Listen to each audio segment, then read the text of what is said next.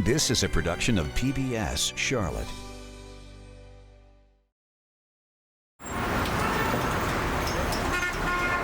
In Charlotte's fast-paced modern world, you'll be hard-pressed to find traces of its colonial past. But there is one place. It's the only place in Mecklenburg County that you can step into a structure that predates the American Revolution. The 1774 Hezekiah Alexander House, located at the Charlotte Museum of History. Diminished funding forced the museum to briefly close in 2012. But with new leadership and a creative staff, it's reinventing itself. We want to improve the historic preservation ethic of the people of Charlotte, and we want to dispel that myth that history is gone. We want to have a museum that is both dynamic and engaging, but also relevant.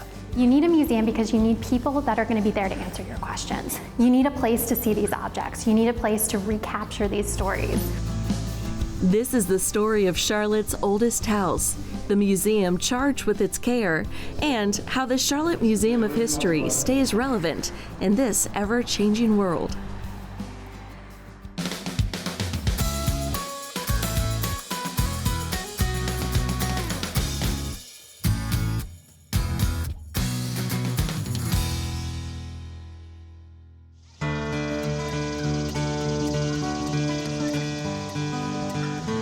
A short hike up a hill, across a back lawn, and into a kitchen building adjacent to the Alexander House. These kids from the Tom Sykes Rec Center take a step back in time. Now the kitchen was a separate building, if at all possible.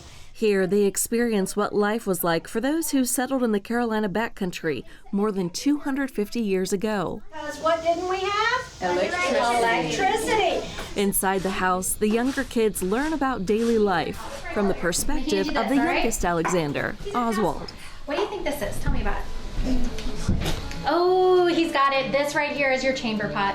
Using the story of Hezekiah Alexander, his family, and the 1774 home, museum education specialist Lauren Wallace exposes these young minds to new perspectives. So he's a magistrate, he's your local government.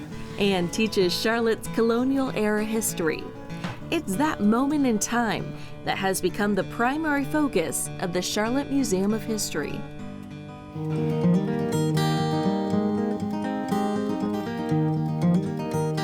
Charlotte, originally, the people who moved here were the Scots-Irish and the Germans. Now, the Scots-Irish originated in lowland Scotland, moved to the north of Ireland in the 17th century, and then moved to America in the 18th century, some 200,000. And they moved to the back country of the middle colonies like Pennsylvania. As more and more immigrated to the middle colonies, settlers found it harder and harder to find land to call home. The scarcity of land and the promise of opportunity set off a second migration. And then in the mid-18th century, thousands of the Scots-Irish moved south, and they came down what came known as the Great Wagon Road, came down through the Valley of Virginia and settled here in what became Mecklenburg counties.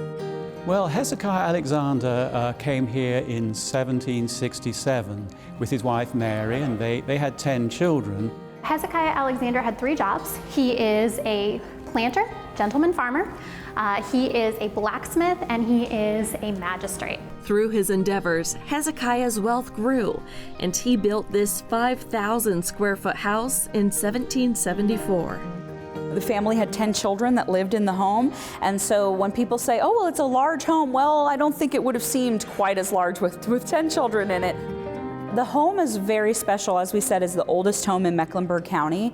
It's a rock house, which is not the type of architecture you see very commonly in this area, and it's not the type of home that would have been the average backcountry settler's home, so it was quite impressive as a structure of its era. It said that there was a wagon road that connected directly in front of the home site. So the existing roads, great sources of water. So our spring house, which is also original to the site, is a natural spring. And so your family would have needed water to survive. And having those sources of water, this is a great example here in our City of Creeks exhibit, those sources of water, fertile land, made this an ideal place for people to settle at that time.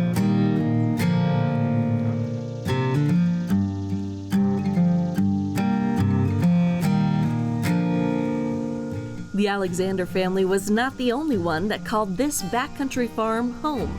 Hezekiah owned several slaves. One in particular was named Bet. She worked in the kitchen. My name is Queen Elizabeth Norwood Thompson.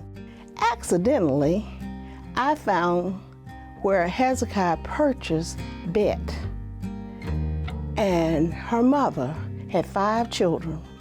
Her mother was 45 years old. Bet was approximately 5 years old when Hezekiah purchased her. I started to cry. I cried and I cried. The date of the sale was like October, so it might have been a cool, chilly afternoon. And my great-great-grandmother, 5 removed, she and her children were being sold and spread to other places. I have been up to the kitchen, and I'm learning a lot as I go into the kitchen, but apparently that was where Bet, as she grew older, she was Mary, Hezekiah's wife's slave, from 5 years old up, and apparently lived, I would imagine, close to the house, and probably was trained by Mary or other slaves, but eventually ended up being the cook. Thompson now shares her story with the house's visitors. Well, one of the things I'm getting from many of our African American visitors, they're surprised and they're shocked that we got that relationship or we got that identity. And what it also tells them that all of us, many of us, have history that's documented. It is in the books, it's in the records. And to me, it gives a fascination to go and explore more. And I think the museum and its focus on some of its African American descendants is going to bring that forth in terms of this history that a people. We might have not signed the Declaration of Independence, but we were there. We carved the roads, we did the bricks. My great-great-grandfather was a milliner. He made the furniture on the plantation, and I own some of the piece of the furniture that he made while he was enslaved. Hello, so this is called flax. Back in the house with the kids from the rec center, likely one of the last things on their young minds, the American Revolution. It's the only place that you can step inside where Queen Charlotte and King George were still our monarchs. And there's really a lot to be said about that and the profound change that this nation experienced in that time period. Just as the Alexanders were settling into their home, sentiment towards the crown and colonial Charlotte started to change drastically. During the 1760s, they remained loyal to the crown here in this area. They named it the town Charlotte after Queen Charlotte, the wife of King George III. They named the main street Tryon Street. It's named after the British governor, William Tryon. But then in the beginning of the 1770s, this changed. And particularly it appeared that the British government wasn't responding to their needs. They refused to change the marriage laws that they were very concerned about here, that enabling Presbyterian clergy to perform marriage ceremonies. And they wanted to found a college here, Queen's College, a Presbyterian college.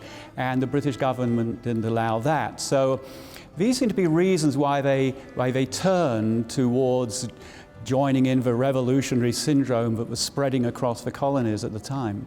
And in May of 1775.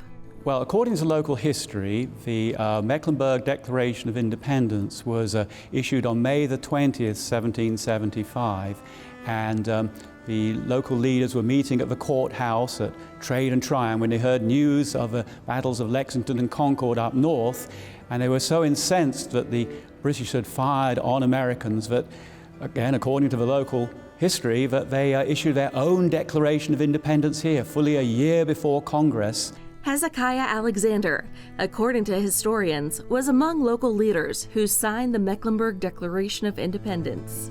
You have just taken on one of the most powerful empires in the entire world. You have committed treason. President and CEO of the Charlotte Museum of History, Adria Fote, says, "They are reflective of a large group of immigrants who came to this area in that time period, and specifically Hezekiah Alexander, as a magistrate, as a signer of the Mecklenburg Resolves, as one of the founders of the first state constitution and Bill of Rights, helps us really think about how we became America, how we formed this democracy. And it shows that we don't have to go to DC to learn about these themes. They're right here in our backyard in Charlotte.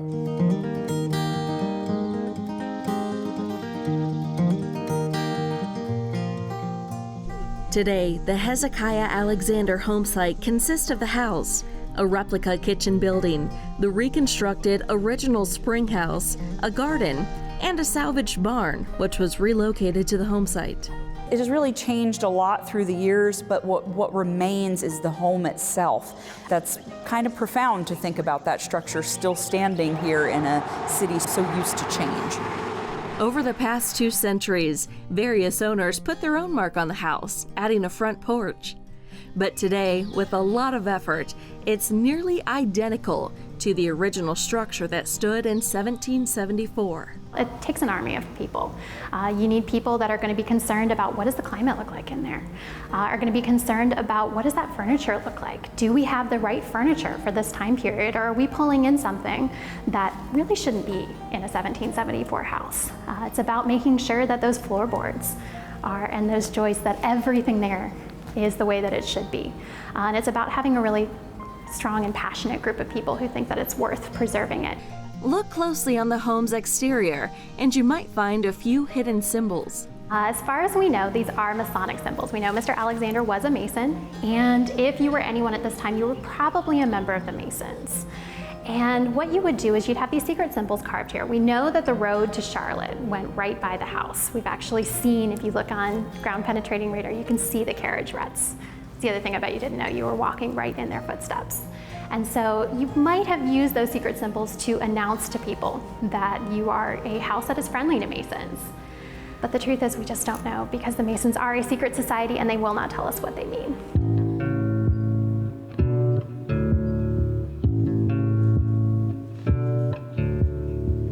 In May of 2012, lack of funding forced the Charlotte Museum of History to close its doors to the public. Over the next 6 months, the museum worked hard to reorganize and refocus, eventually reopening to the public in December of 2012. It was a tough time following the recession. Of course, contributions were down. Nonprofit entities within the cultural sector were struggling, as they typically do during recession periods. But we got some timely donations, some steady leadership, and were able to weather the storm and to bounce back. And I think this museum is stronger than ever. I think with all nonprofits, we struggle with funding. We also struggle with demonstrating relevancy. Fresh ideas are our sort of working model right now, where the board, the staff, the executive director are finding new ways to interpret and understand the Revolutionary period through the house. We want to engage in a new permanent collection somehow. We want to find ways to create up perhaps pop-up displays and interpretation opportunities around the city. We want to bring in some digital opportunities, some digital technology to help showcase some of the area and the Revolutionary period. The ideas about what exactly our museum is for and what we do and how we fit within the Charlotte historical community and what story we tell is important. August 12th, 1798. Which includes doing work behind the scenes, always preparing for the next exhibit. All right, so we are looking at 1798, August 12th, 1798. When she's not giving tours, Wallace works to manage the museum's collection, which includes cataloging the unique items inside the house, items she can use for future exhibits. You feel like you're reaching back in time. You feel like you're touching someone's life there. And you're holding something that someone hundreds of years ago would have drank something that they would have gotten from the British Empire. You're looking at a plate that would have been used to serve food, and it would have been handled by someone like Bet, who would have been putting together that meal. Bet is one of the enslaved people that we know lived and worked on this property here. So you're kind of putting your hands where hers were. And it's this overwhelming feeling of realizing, honestly, how small we are, and how we're kind of just a blip on that long scale of history. And in the museum, Lauren and her team of interns carefully examined several pieces of furniture for an upcoming exhibition. She's giving away all the secrets by revealing the secret compartments in the pieces.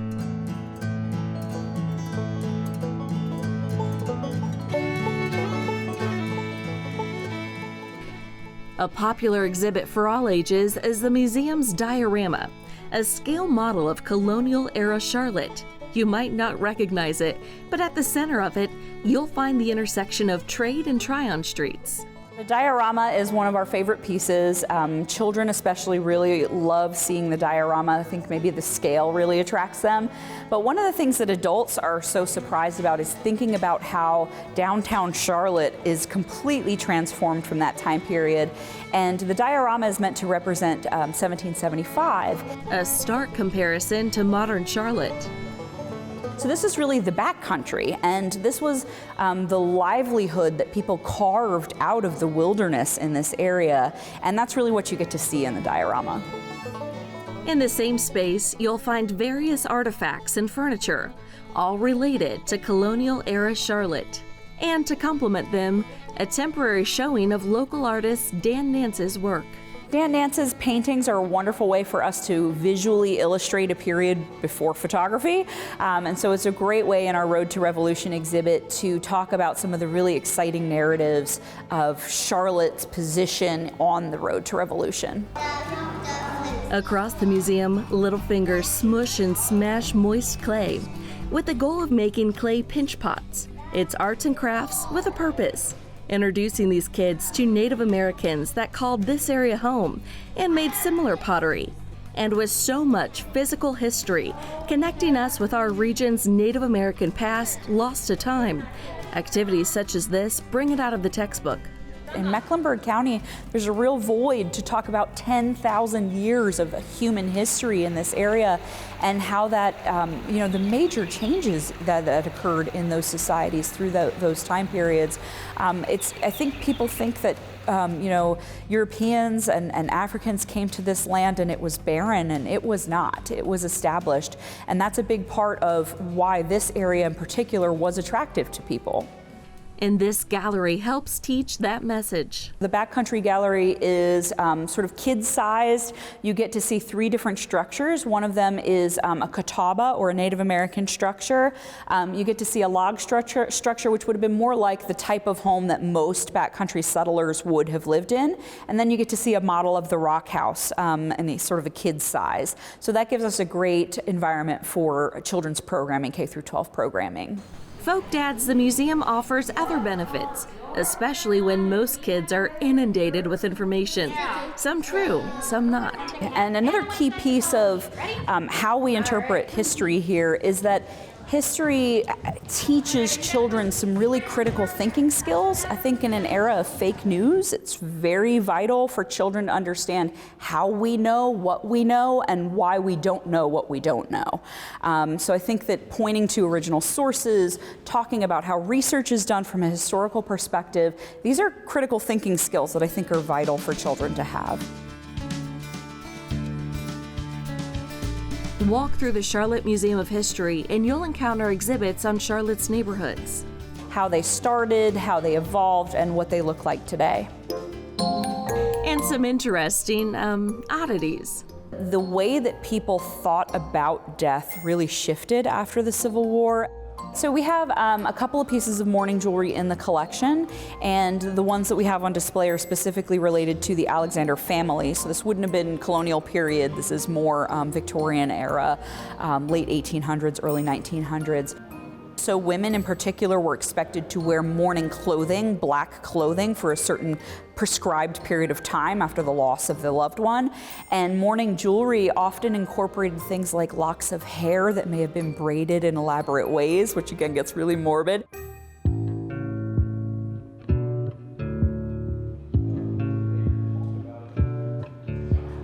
Venture upstairs and you'll find the work of local photographer Daniel Constant on display. This exhibit was put together in 2015. At that point, I had been photographing for 20 years, and one day the Museum of History reached out to me and said, would you be interested in doing a retrospective? And I honestly had not thought of it. Daniel Costin's photography is such a great exhibit, capturing moments in Charlotte's history and specifically around the music history, which has really defined the culture of the past 20 years in Charlotte. It's been really fun to have people walk through this show and say, well, how many photographers contributed to this show? Where does this photographer live? And they're all stunned when they realize it's one photographer living in Charlotte. I think it's important that people realize that there's a lot of great artists, writers, photographers who have lived in Charlotte, worked in Charlotte, but there's a lot that are doing that work right now. And I think it's important to do work like this. Forget that these are my pictures. It's important to show that somebody is documenting and creating what's around us at this moment. One of the folks that's featured in this show is Arthur Smith. Arthur Smith was the juggernaut. He was the guitarist, producer, TV show host. He had the first nationally syndicated country music show, Carolina Calling, in 1950. And he did it all from Charlotte. The photograph of Arthur that's in this show is a picture I took of him on the last day of taping. And we taped that at WTVI in 2004. None of us knew that that was going to be the last taping of that show, but it felt important to be there. It felt important to document it. One of the other pictures in this show is of Maurice Williams playing with Jackson Browne. As many people know, Maurice Williams has lived in Charlotte since the early 60s. He wrote and recorded the song Stay. It's on the Dirty Dancing soundtrack. It's sold millions of copies over and over. It's history. As it's on the walls, you come in and you go, oh, I hadn't thought about that. I had never looked at this subject or this person, that place that way. So I think it's important that the Museum of History reaches out to artists like myself and says, hey, bring your work here. Show us what you're working on.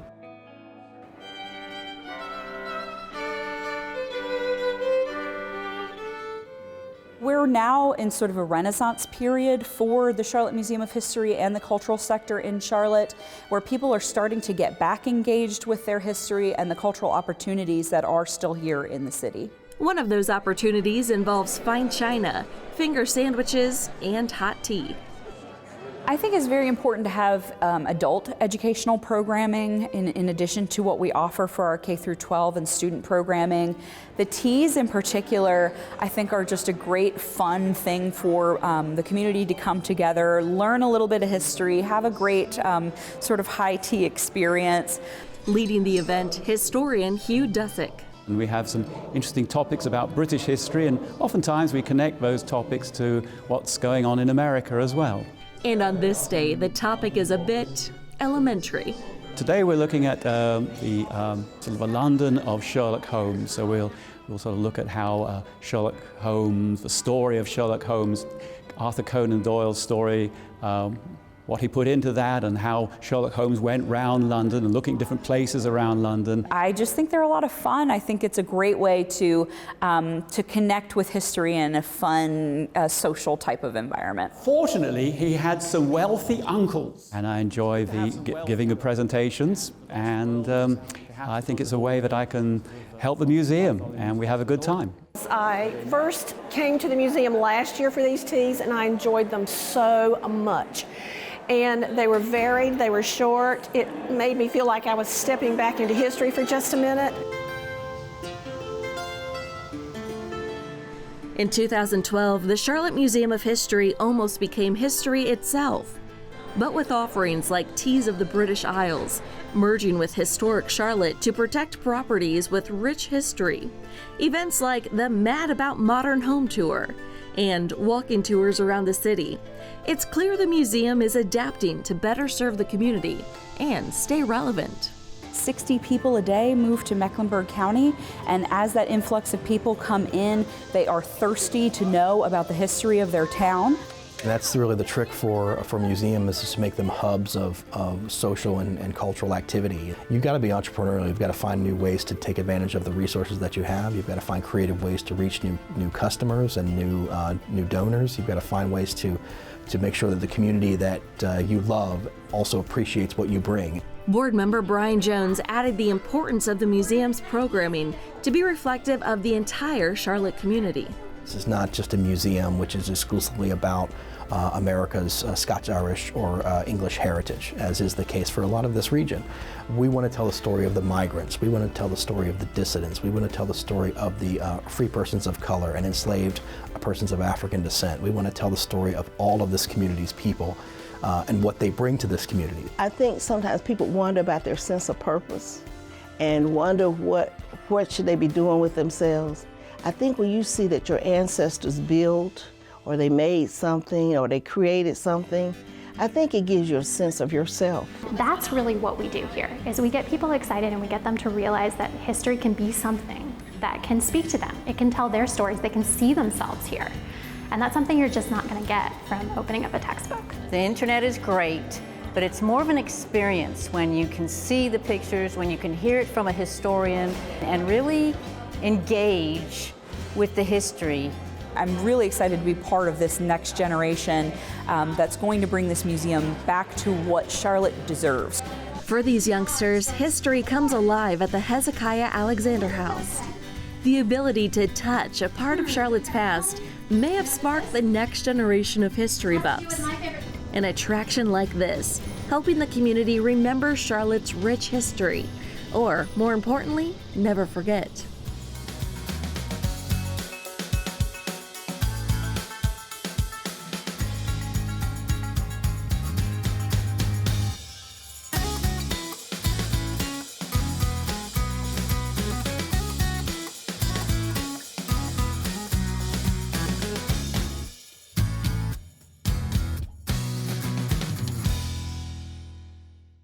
A production of PBS Charlotte.